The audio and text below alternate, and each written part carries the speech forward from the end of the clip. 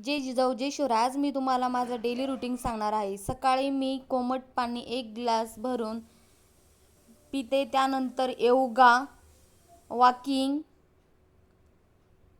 आणि अनुलोम.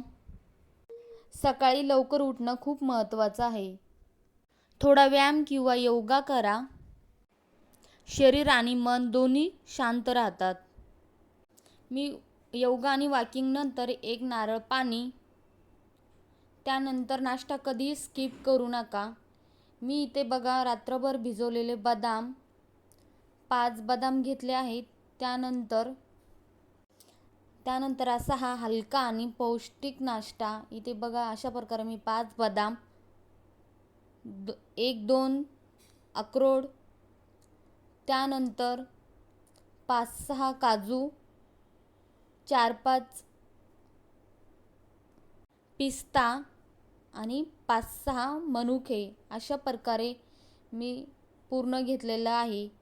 याला रात्रभर भिजत घालायचं आणि सकाळी उठल्यानंतर खायचं ब्रेकफास्टमध्ये.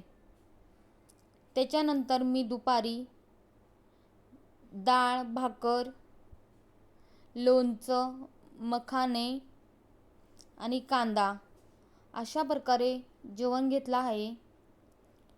त्याच्यानंतर टरबूज. त्याच्यानंतर मी ते स्नॅकमध्ये टरबूज घेतला आहे. दुपारच्या जेवणानंतर जास्त पाणी प्या आणि ॲक्टिव्ह राहा.